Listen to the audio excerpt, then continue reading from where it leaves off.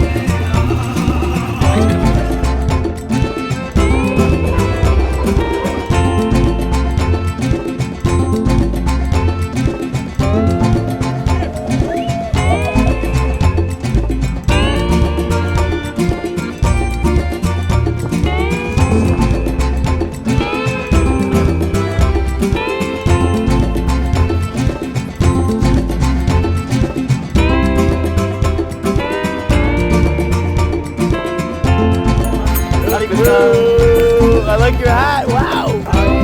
Hey, what's going on?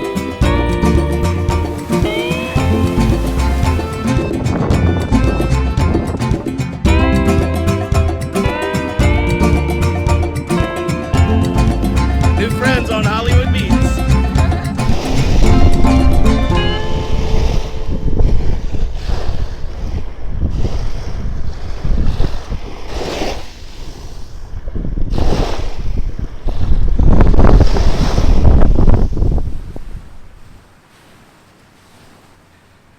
Welcome to Hollywood Beach, my favorite beach in the world. We have everything: fresh air, sunshine, sand, Atlantic Ocean waves, and on the Broadwalk, lots of shops, bars, music, hotels, people watching, and history, lots of history.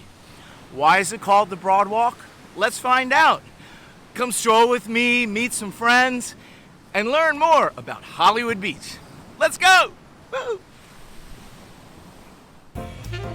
Joseph Wesley Young invited the entire nation to his city, Hollywood by the Sea. Construction was underway on the Hollywood Broadwalk, a unique cement promenade 30 feet wide, stretching along the shoreline for a distance of 1.5 miles. But it's not made of boards. It was at one point, and you'll hear about that later. But arguably, it's not very broad either. Let's start our tour at the Hollywood Beach Cultural and Community Center, just south of Hollywood Boulevard. Recently, the city of Hollywood began accepting proposals to develop a 30-story multi-use complex, rental, residential, shops, and a new oceanfront community center. Some residents feel the beach is getting overcrowded with high-rises. Others feel the tax and lease revenue will greatly benefit the city. What will happen here? Only time will tell. Hollywood is constantly changing, creating new stories and remembering the old. Further north, you'll find Harry Berry Park and the parking lot. Make sure to pay the meters at all the parking lots or you will quickly be ticketed or booted. I recommend, if possible, to ride your bicycle, take the bus, and there's even a free service called the Circuit that will pick you up downtown Hollywood and take you to the beach. Once you're here, there's lots of fun ways to get around. You can either rent bikes, all kinds of bikes.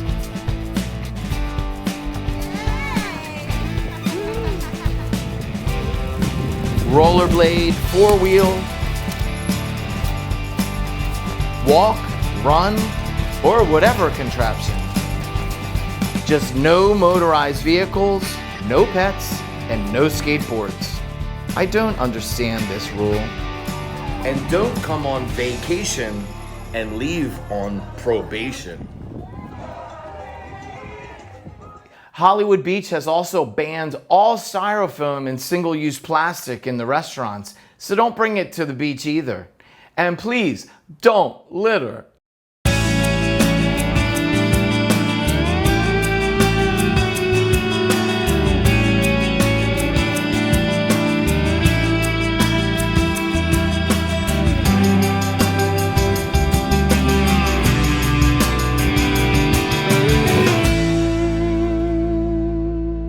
Just north of Harry Berry Park is Alvin's, the southernmost Broadwalk restaurant bar.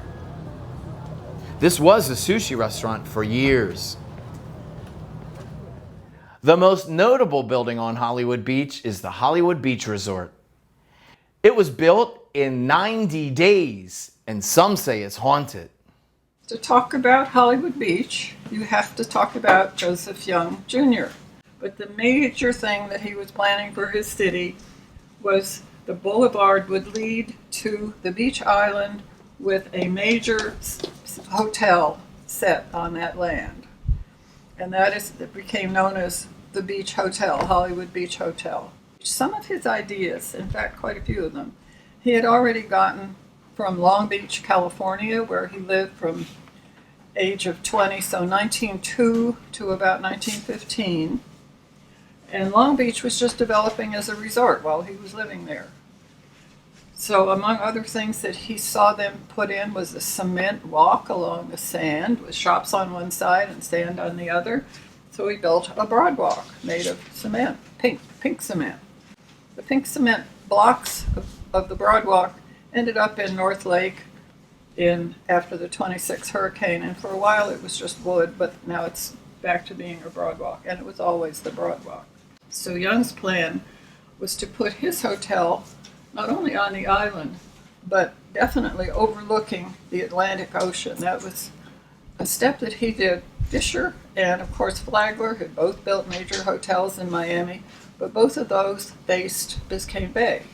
None of them were facing the ocean. So Young came along and his hotel was on the Atlantic. To get to the beach, he couldn't use this area. He couldn't just run his boulevard right down because this was all marsh. So he had to create the lakes. And while he was doing that, he was building kind of a causeway leading down to the intercoastal, which would be the boulevard. At the same time, he had to get a bridge in. So he was able to come down Johnson Street. They narrowed the canal a little on Johnson Street, put a barge in that they could drive over, but also open so boats could go by. So Johnson Street was the first street that led to the beach island. And then he put in Ocean Drive, which is still there. And gradually he and his workmen were working their way toward where the boulevard was going to come along the beach. And at the same time, other workmen were putting in the causeway and the boulevard leading to the Beach Hotel.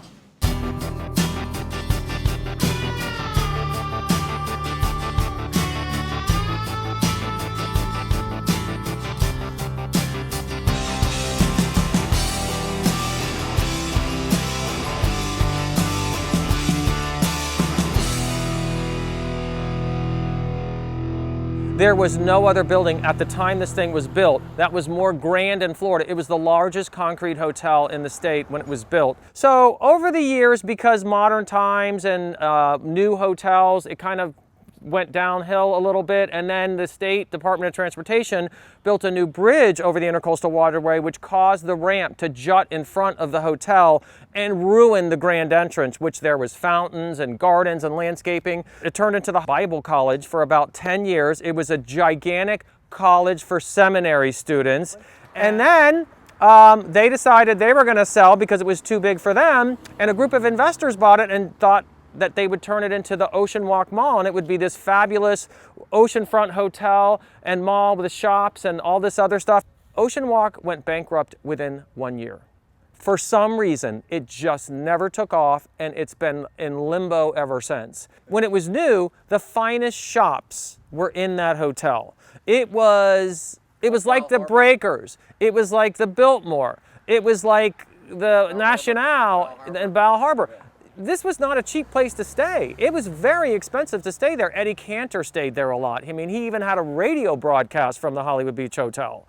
But now when you walk through, there's nothing there. But if you want to see something, if you want to see what the old hotel looked like, the best place to do that is the second floor, and you stand and you look west, and the original arched windows, arched doorways are there, and the original coved plaster ceiling is still there, and the original terrazzo from 1925. The whole entire floor is terrazzo.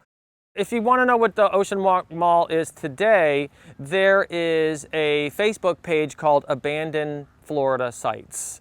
And that mall is on it, because you can literally walk to the south end of the mall and see the escalator that they put in the 80s when Miami Vice was still hot. And it's pink and blue ceramic tile, the same tile, and the escalator is rusted. I literally rusted in place. The fountain that surrounds the escalator is bone dry with debris and rocks and garbage. It's literally like abandoned, yet in that same lobby, in that same interior space, you walk a few hundred feet and there's the lobby for the hotel. It doesn't get any weirder than that. In the summer of 1945, the Navy was still at the Hollywood Beach Hotel. The Navy had taken over the hotel. They just said, we need it and we're going to have it. So they did. They had their men stationed there. I heard that they were going to hire somebody to work in their ship service. So I went down there, and believe it or not, they hired me. The ship service was like a store, and they had other things there, probably postcards and things that they could send home. And I was 16 years old, and another friend of mine that I went to school with, Montina Montaigne, she also worked there. The two of us did. And the sailors, yeah, they were hitting on us and asking us out and stuff like that, but it was a lot of fun. They were nice. When the school started, of course, I had to quit and go back to school. But I've never forgotten my time there. We have this book that was called The Quarterdeck, which is when the people were stationed there. And down here, they have a picture of the ship's service. And that could be me standing there. It looks like it might be. Anyway, that's when I was there, and that's what it looked like.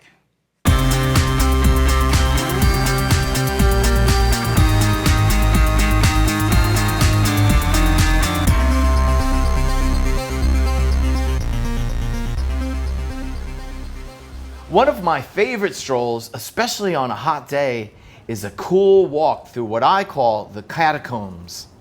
This area used to contain an outdoor organic market, and before that, an outdoor gym. Expensive shops line this passage. It goes behind Grumpy Gary's, which for years was O'Malley's, and also the beach resort pool.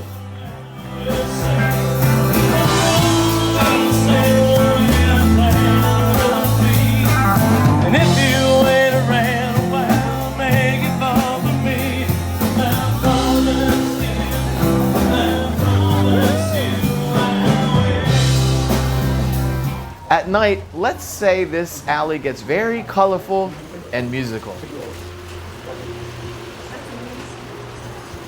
Don't forget to stop at Georgie's on the way to pick up all your sundries and beach needs.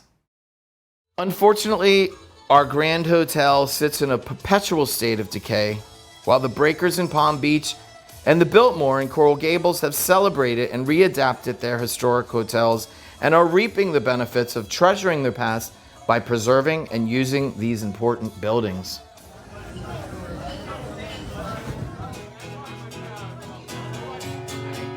Heading north, we pass by Logan's Bar, formerly Booze, a hookah bar, a Russian bathhouse, and a local brewery.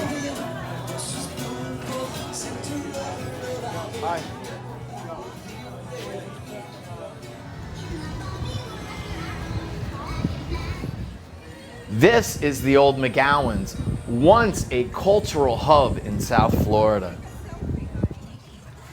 Every night there was an event, a darts league, movie night, local live bands, but now just the outside is open.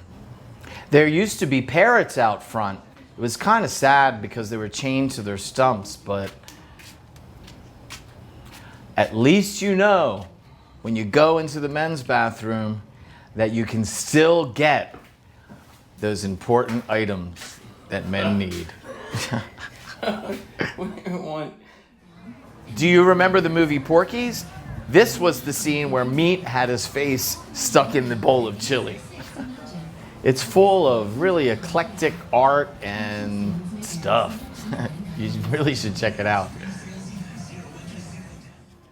Just to the south is like an art gallery, and you can buy this art. And there's really some nice pieces in there. And sometimes you'll see the artist on the beach painting right in front of there. Here is the old Toucans. It was once a private residence. You can still see the fireplace in the old living room. A few years ago, it was featured on the TV show called Bar Rescue with John Taffer. And he changed the name to Bonnie and Reed's in honor of the two female pirates who may have hidden their booty nearby. Over the years, Mamacita's has taken almost the entire block over, and there's always a lively vibe. Ay, compadre. Te veo vacilando y con otras coqueteando. Te digo. Fui chopata, no greñuda.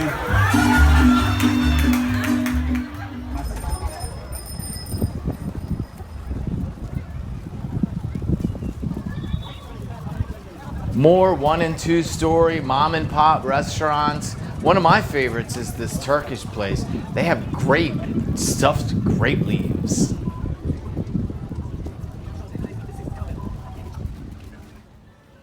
This Haagen-Dazs place has been here forever. The owner is really nice and friendly.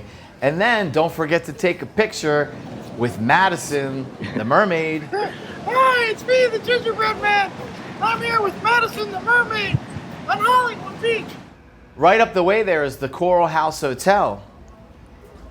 It is now the oldest building on Hollywood Beach, and it used to be a hospital. Also, the Costa is a high-rise building. It's oceanfront, but when you're on the rooftop deck, you can't see the ocean because they built these bump outs on the top of the building. I don't know what the architect was thinking. I think it's an Airbnb now. Further up the Broadwalk, there's Ocean Alley Restaurant. This is a great place for seafood, and they have live music. And then next door, this is what it used to look like right here. But I was riding up there about 2 days before the fire, and one of the restaurants had recently renovated it. I said, wow, that looks really nice.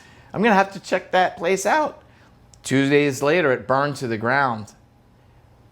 And I hear it's under investigation. But they've been doing a nice job renovating, and I look forward to seeing what comes there next.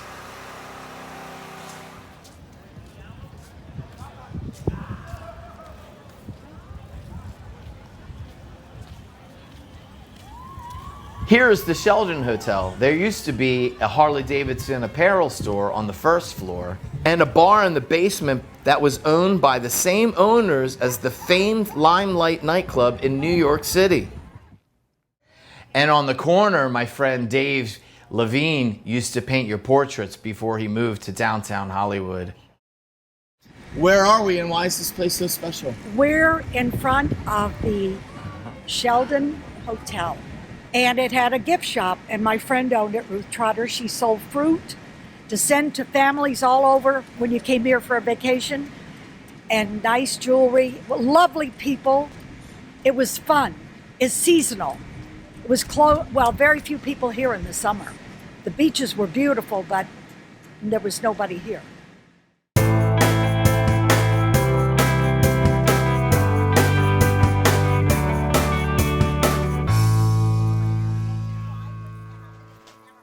The Hollywood Beach Casino was built in 1924. It wasn't a gambling destination, it was a swimming destination.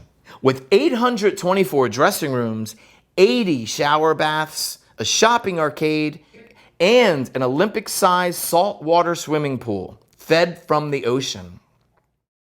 The pool also hosted water shows, with Johnny Tarzan Weissmuller performing here. I think it's appropriate that Margaritaville stands here today. It was once a beach destination, and it still is. Margaritaville recently got sold to some new investors, so we'll see what happens there. They also made a deal with the city to take over the programming of the band shell. Just north of Margaritaville is the Rooftop Resort, a nudist resort with a rooftop patio and pool.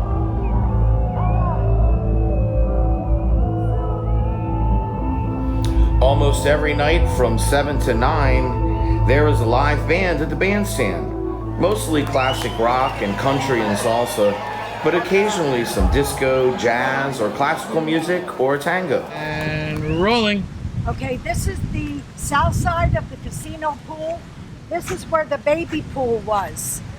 It had grass, a huge pool, Adirondack chairs, a big area. The kids could play all day. They take naps there. Then you go up the steps into the casino pool, and it was large salt water, but I'll tell you about the front. As you come in, there was a big clear block thing, and the ocean water would come right in. You could see it gush in. The high schools and everybody had their practice here. And they had a swimming group called the Dolphinettes, and they used to practice here. But it was really, really nice, salt water.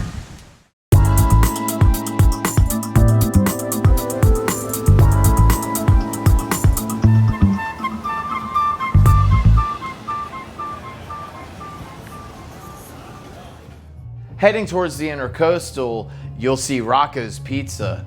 And if you've never had a breakfast pizza, I suggest you get one right away.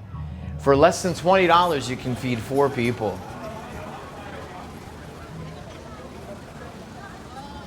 Also, Margaritaville built a nice restroom. There used to be a tourist information kiosk there, but that closed. Here's the Tangerine Tea Room where DeHaan sits today. I'm not sure if it's the same exact building or if it was rebuilt, but this used to be another destination where people would hang out, have drinks, dance, and visit with friends. And you can see that the band shell wasn't always there. Here's a photo of the annual July 4th Baby Parade in the 1920s. Heading north, we'll pass Nick's, a really, really popular place, especially late at night. They had a recent renovation that took them a while, but they're back up and running and just as popular as ever. This is what it used to look like.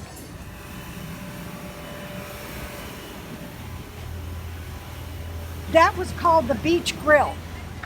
And next door, there was nothing. Other things came later, like a little putt-putt golf and stuff like that, but there was nothing. This is Nick's farm. But when I was a little girl, my Aunt Gladys and Uncle Pal used to jitterbug here on the Broadwalk at night, and they would take me, and I would sit on the corner of the Broadwalk with a glass bottle of Coke and pickles or potato chips, whatever they gave me. Everybody danced every night. It was wall-to-wall music, fun.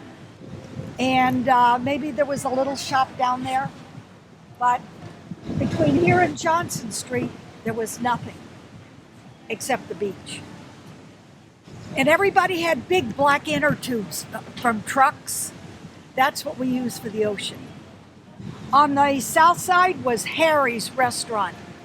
Everybody went to Harry's. It was big with the chrome seats with the little leather top, just cement floors. Everybody was there. It was really nice. And then further south, there was a couple little gift shops. And right next to the casino pool was a man named Mr. Buffalo. That's all I remember, had a little restaurant, small. Next door, the Diane Oceanfront Suites was hit by a hurricane pretty bad a few years ago. And it took a couple years for them to renovate it, but it looks great. And it's one of the nicest hotels right on the beach. Further north, we'll pass by the Broadwalk restaurant. And on the right, you'll see a dune. Now, some people want to protect the beach with dunes, and some people want to see the ocean. So we'll talk more about that later and learn more about the dune program.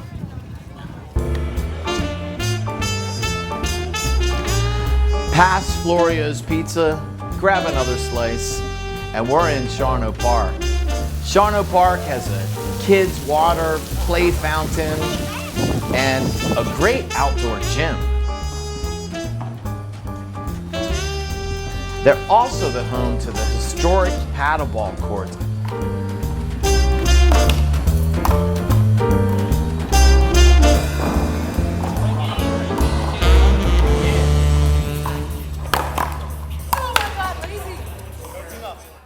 Look at this picture. This was the original paddleball courts back in the 1920s. Below that are the pavilions or the ovens. Okay, right here on Garfield Street, there was a little guy that had a Model T, and he popped popcorn, and he had hot roasted peanuts, and he had a squinty eye, and he was here every day. And everybody would run down here to get it. And right next to it, there was four 4x4s with a roof, and it was a place for the pigeons to roost. They wouldn't have that today, but they did. And then you go down further, and we had the ovens. They called them the pavilions sometimes, but we called them the ovens. Some families would come in the morning and make breakfast. Then they have beautiful tables, everything there. Then nobody was there for a while. Then people came in the afternoon and made hamburgers, hot dogs. And were there till about 5 o'clock. And then everybody went home. But it was really nice.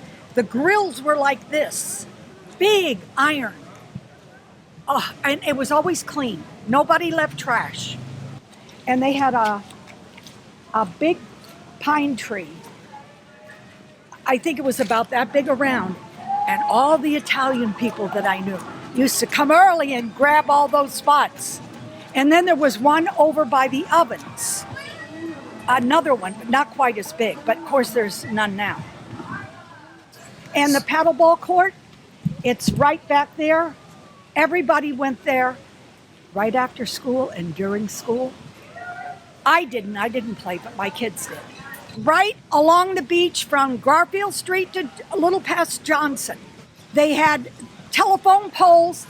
The thing for the wings were chains. They had water fountains, and they were like pipes, the clay pipes they put underground. It was this, and they flare out. They put little things in it for water, for the little kids to get a drink, and they had sand in it. It was cute. And then in front of the Sheldon Hotel, they had jetties. I forgot to tell you about the jetties. They had them all out there to keep the sand from going out. But they removed them in, I think, the 60s. Hollywood Beach does a real nice job on Christmas and the 4th of July fireworks show. Although the fireworks show ends at 9 o'clock, and then everybody runs out of there, and it creates a horrible traffic jam. I wish they had the band shell or something that would play music till midnight or whatever. The annual Candy Cane Parade, and we have a bicycle parade, and the decorations are really colorful.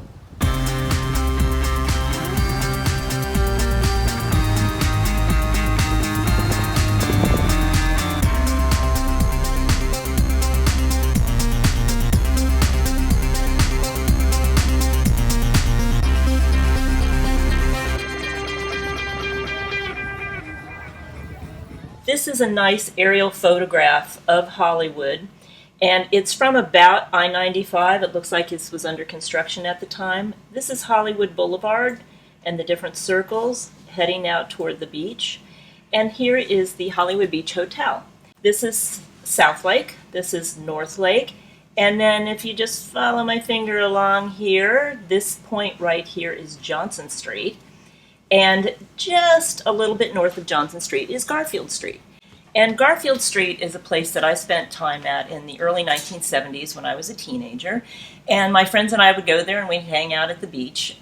Garfield Street is sort of famous for its paddleball courts, which are now considered historic. They were designated historic by the city of Hollywood. We did spend time there. We mainly hanging out on the beach. I tried to get a suntan, never could, just burned. And when we wanted something to eat or drink, we usually went to the Holiday Patio. This is now Florio's at the corner of Garfield Street and the Broadwalk. At the time, it was called Holiday Patio, and this is what it looked like. And so we would hang out there, and we would usually, pool our money and grab a hot dog and an order of fries and a Coke that we would split, because that's all the money we had at the time. One summer, a friend and I, who used to go to the beach practically every day, we met a couple of cute guys, and they were from Connecticut. They were staying there with their parents on the other side of the paddleball courts at a place that at the time was called the Rosemont Apartments. Originally, they were called the Carlson Apartments, and this is a picture of the Carlson Apartments postcard. And this is also a picture, and I like this one because this shows that the Broadwalk did not extend at that point, and there are now buildings in front of these apartments, which are now called the Oasis condominiums. And this little house right here, a lot of people who go to Garfield Street will recognize. It's very pretty, it's pink, and so if you've ever seen it, I'm trying to do a little bit more research on that, which you might hear about in the future. And then last, I have this, which says Rosemont Apartments on this little sign up here. And again, the buildings that are now in front of it are not there. And you can see that these buildings have curved walls. This is called streamline modern architecture, which I've since learned. And they are attributed to Bayard Lukens, who is one of my favorite Hollywood architects.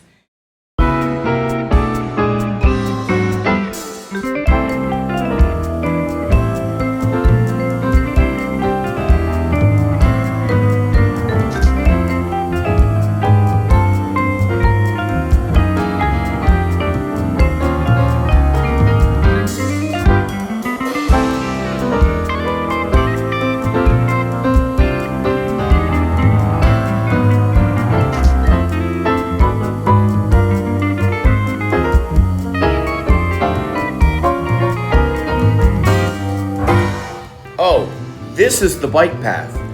Don't walk on the bike path. People don't like that.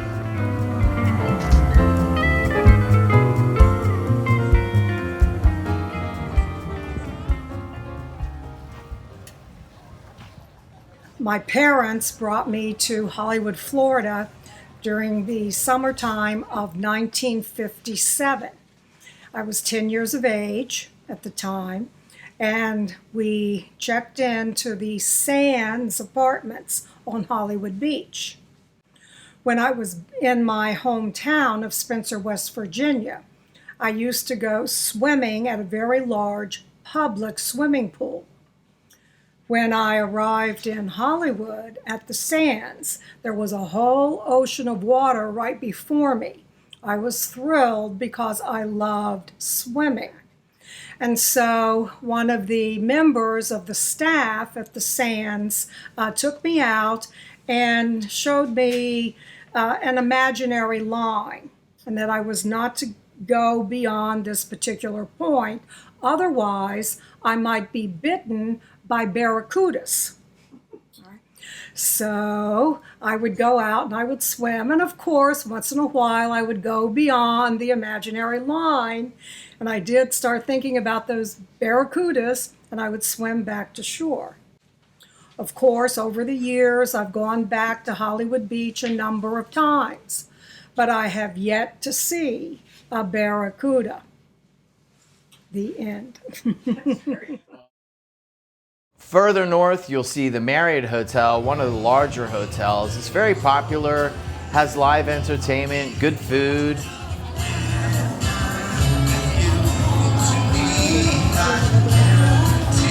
And right next door is the Walkabout Beach Resort. They have a tiki bar with live entertainment, and also the Riptide is nearby. That's a lot of fun too.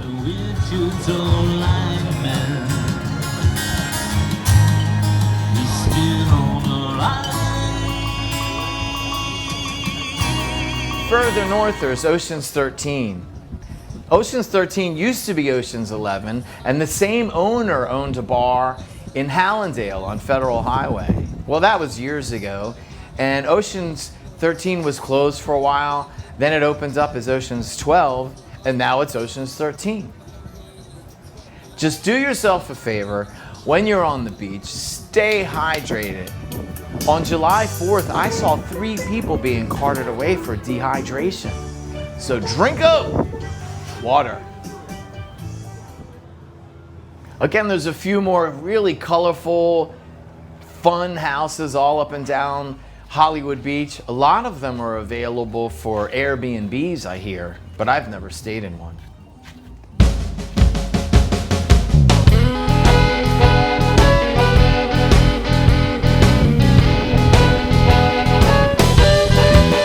I was born in 1957. And I still live 64 years later. I know I don't look that old. Here in the city of Hollywood. We lived at 2206 Fillmore Street, and I remembered it was 3 miles to the beach. And every weekend we would go to Hollywood Beach, to the Broadwalk. My family would take us. My father would have we didn't really have coolers back then. It was an old-fashioned igloo container, and my mother would make sandwiches, and we'd have a picnic on the beach. I remember the old stores and restaurants up and down Johnson Street. There were trampolines, a miniature golf course, and there was a arcade there where we would play. We'd win tickets to buy prizes, kind of like the Dave and Buster's of its time. There was a little aquarium, restaurants, novelty shops. Some of the old motels are still there, actually standing. And DeVito's by the Sea was knocked down to make way for the Positano. And I had the most happy memories. My father teaching me how to swim in the ocean, putting me on his shoulders, going to the sandbars where some lifeguards would be sitting outside telling us to go back because there were sharks in the area. And I had the pleasure of going with my friends in the late 60s, early 70s, and then bringing my own children back into the 90s. And as I got older, I would walk up and down the Broadwalk, back and forth. And it was, sometimes I would go to Dania Beach, and all the way to the Quado Main, and it would be a 7-mile walk. I can't do it anymore, but those were the happiest days at the Broadwalk and the beach.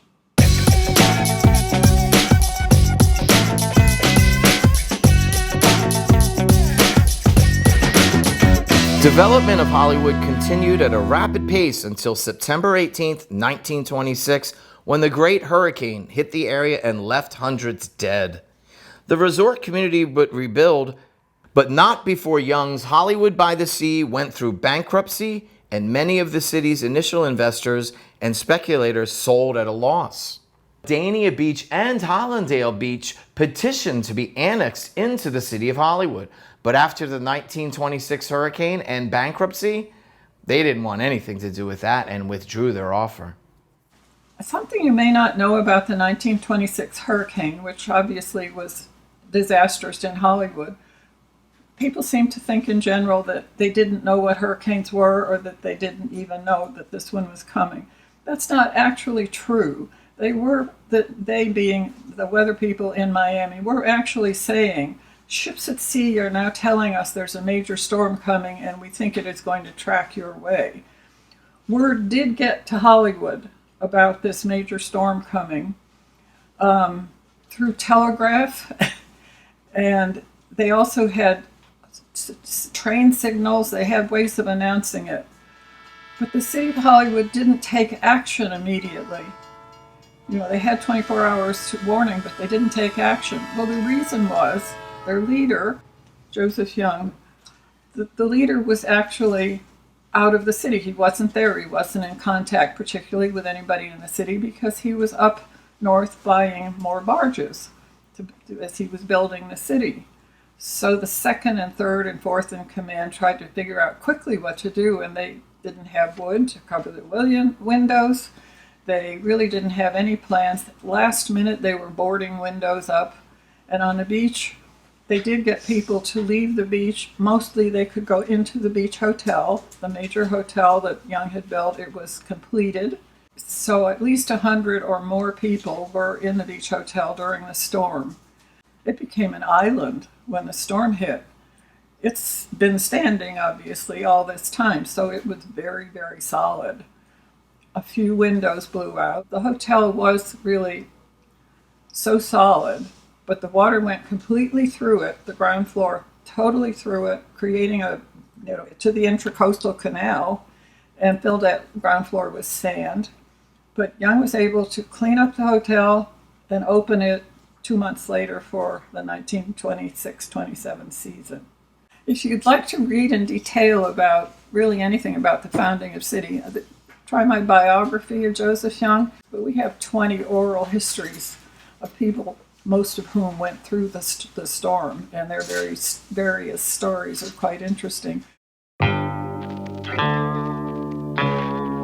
A lot of people believe that the sea level is rising, so a lot of people are concerned about the future of Hollywood Beach.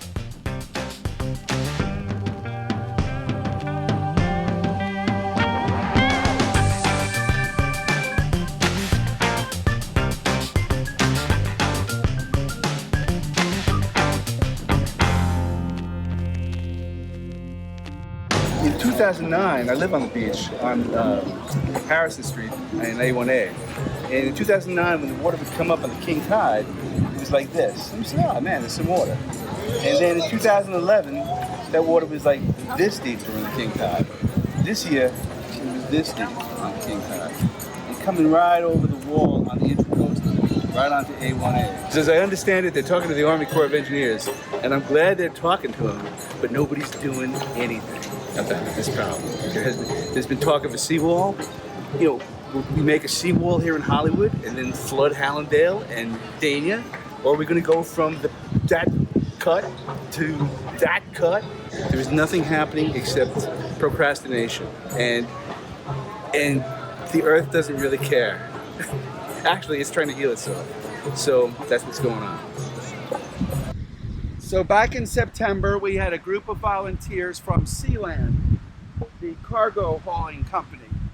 And they wanted to come out and they wanted to adopt a dune.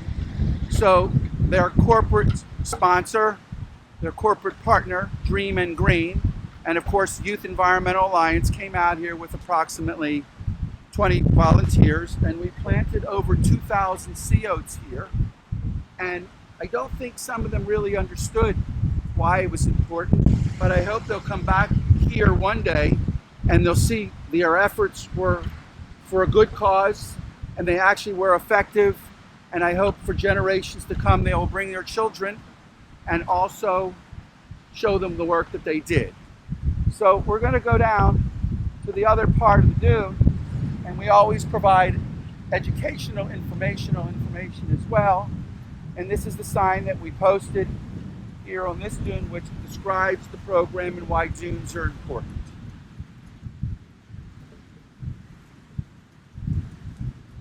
Protect the oceans! Protect the rivers! Save the trail! Come on, Tim! What do we want? Clean energy! When do we want it? Now! What do we want? Clean energy! The Hollywood Community Redevelopment Association, or the CRA, was established in 1997.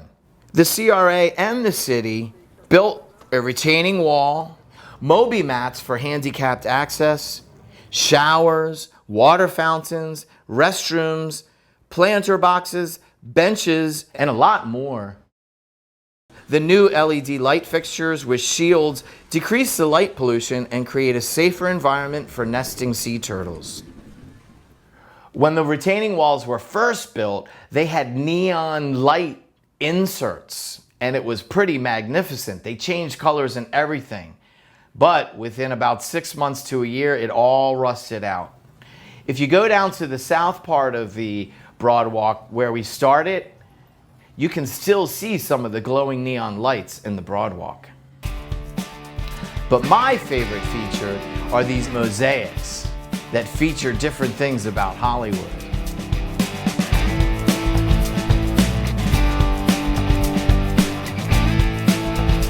On Roosevelt Street, it talks about the guy who rowed his boat from offshore of Africa all the way to Hollywood Beach 50 years ago on his canoe called the Britannia.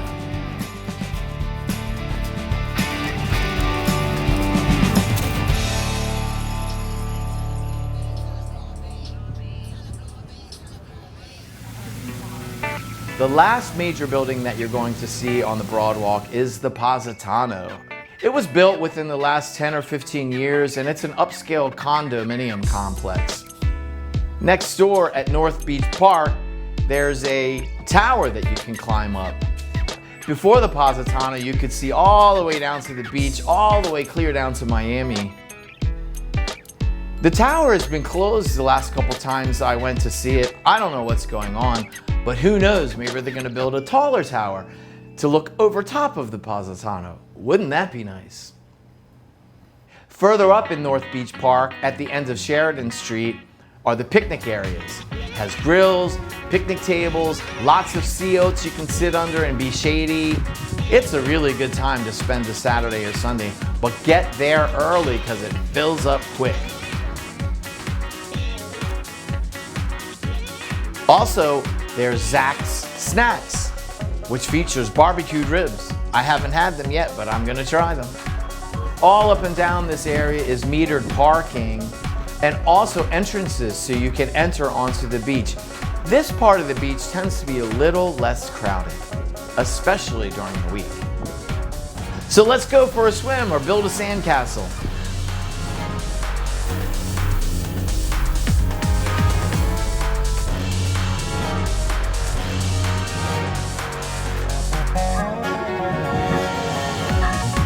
Or we could even get an ice cream. Now I'm just gonna take you on a little excursion over to the Intercoastal at this point, because here's a little secret that most people don't know about. There's this really neat deck built right along the Intercoastal. There's 2 of them that you can walk along, fish, or just hang out and watch the nature and scenery.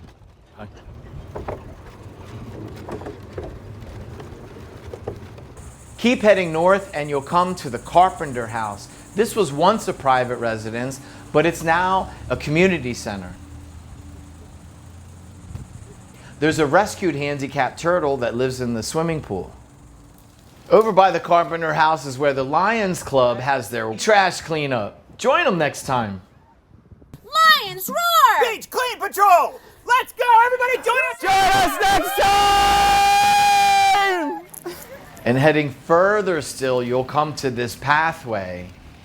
This was damaged by a recent hurricane also, and it was closed for a little bit, but it's open now.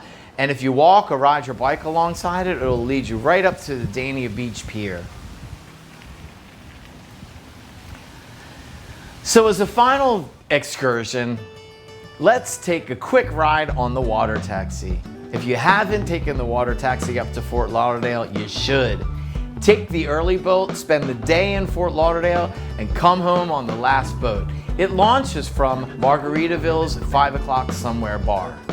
You can get some discount tickets for bars and restaurants along the way, and the captain tells some really interesting stories and tidbits of information about all the stuff that you're going to see along the way. Highly recommend it.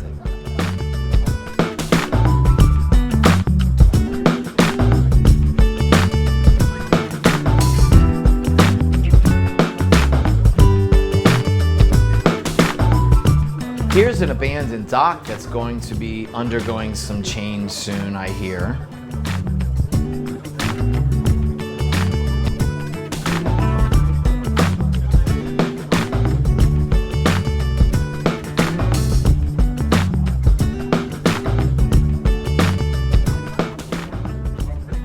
And this is Homeless Island and the sailboat hangout. You know, you don't have to pay any taxes if you're in a boat. You just live there, and that's what people do. And here's that deck we were on earlier.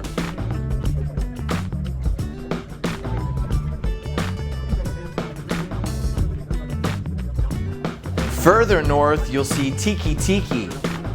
This was recently opened and it has rave reviews. I haven't been there yet.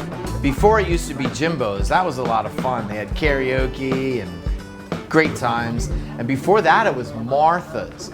And Martha's was the launching point for the Sun Cruise Casino, where you would ride out to the Bahamas. And then there was that controversial murder of the owner of all that, Gus something, I forget his last name. So we're going to end our tour here at Port Everglades, which I feel is very appropriate because this was also a brainchild of Joseph Young. The building of Hollywood Harbor at nearby Lake Mabel will provide a great new seaport where industry will be developed and add to the business activity and prosperity of this thriving, growing city. Come to Hollywood by the Sea in Florida and learn what life can really hold for you. It was once Lake Mabel. He wanted to develop it into the Hollywood Harbor, and now it's Port Everglades, one of the busiest ports in the world. Hey, thanks for strolling with me on Hollywood's Broadwalk. And I do mean stroll.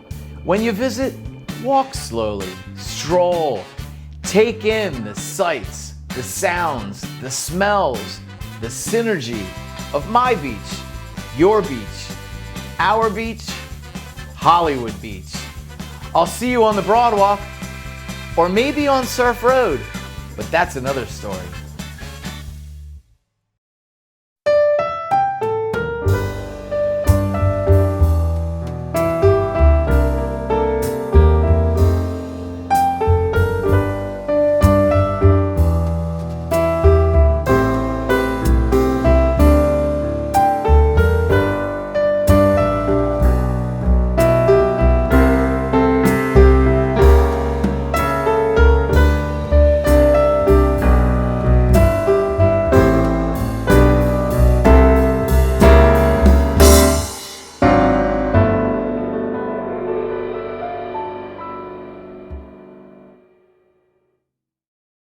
Okay, Steve, you're gonna stop sharing your screen because we do have a lot of comments and some questions for you.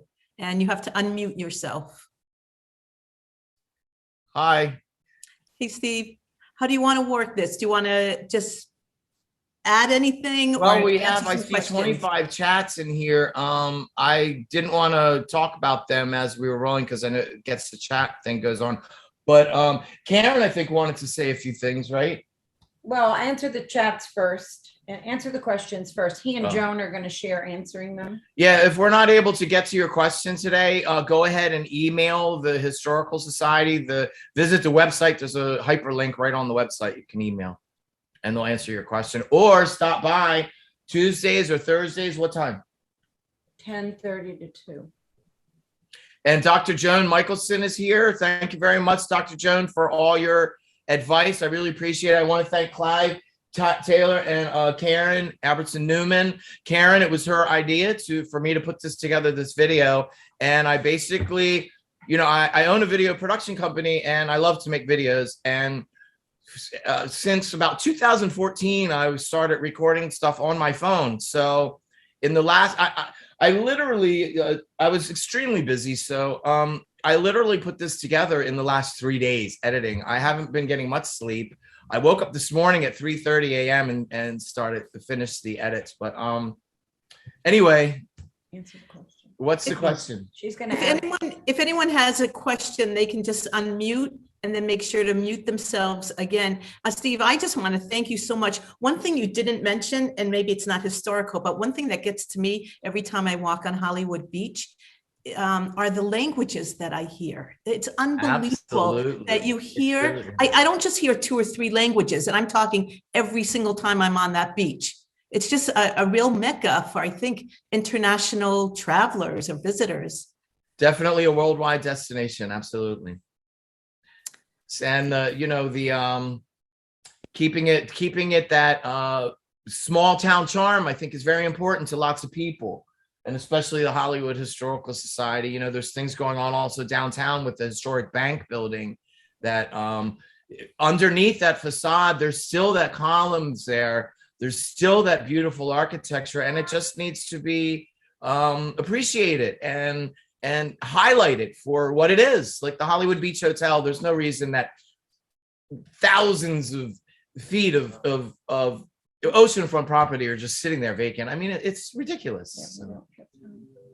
Are you gonna ask the questions, or do you want them to, forward them? There to are you? reasons, but we won't go into them now. But we do have a video coming up, don't we, on the Hollywood Beach Hotel? Absolutely, Clive. Yes. But That'll we can go answer into questions. those If there's any reasons. questions, let's answer the questions first. Okay, well, some people asked about the dog park, the dog beach. Is that still there? Yes, the dog beach is still there. In the summertime, the hours, I think, are 5 to sunset. And in the winter, it's 4 because the sun sets earlier.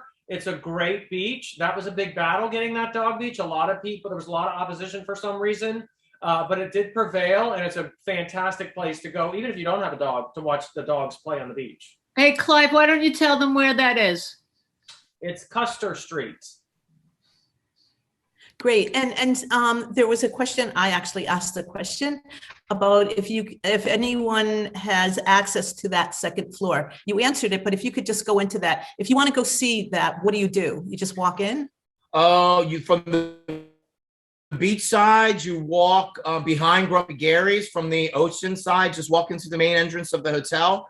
I suggest walking up the steps towards on the west side of the hotel, and that's what we did there. And then if you want to see the abandoned part, just walk down to the south end, and it's all just sitting there open. Wow. Not only the terrazzo on the second floor, but the columns still have the capitals on top that are just below the drop ceiling. So you see these gold relief capitals that are still on the column. So if you stripped away the drop ceiling, the ceiling would be incredibly tall with these beautiful columns with the detail ornamentation that's still attached to it, and the terrazzo floors. It was like a grand space, that second floor lobby. And the ballroom, I think, is on the second floor, has been abandoned and boarded up for Long time. at least since I've been here. So there's a ballroom on the second floor. I believe it's on the It's on the north side It's the of that. it's the area. old dining room is what it Yeah. is. It's an incredible space that is abandoned. Someone had mentioned barracudas, and another person said that they actually saw barracudas.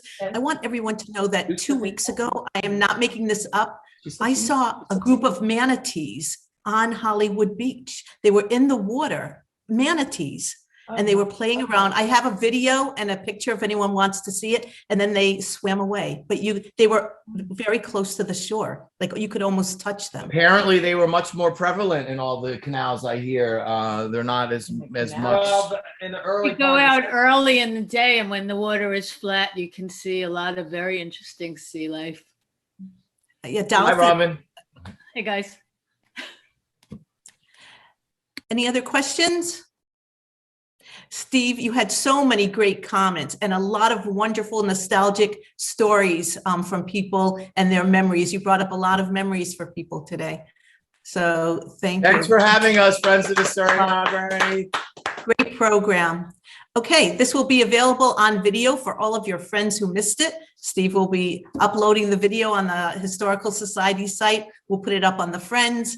And Karen, did you want to say something about our next program or? Yes, please. Our next lecture is August 22nd It's going to be author Willis Morgan to tell a story about Adam Walsh, who was abducted many years ago from the Sears Mall and murdered. So he will be, he'll be our next. It's a very sad story, but unfortunately it's part of our history. And next year, hopefully, we're going to be working, I have a schedule for next year already, lectures, and everybody say a little prayer that it'll be at the Sterling Road Library, if I understand. Oh, wow, great. So I hope everybody has a wonderful day, and I certainly hope you enjoyed our presentation. Any questions, you can ask us on our Facebook page or on our website.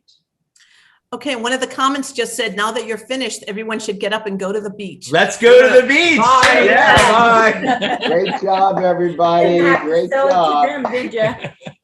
Okay, thank you all. We'll see you next Hi, time. Victor. And check out the programs on the Friends website also. Have a good day. Thank you, Hannah. Thanks, Hannah. Bye-bye.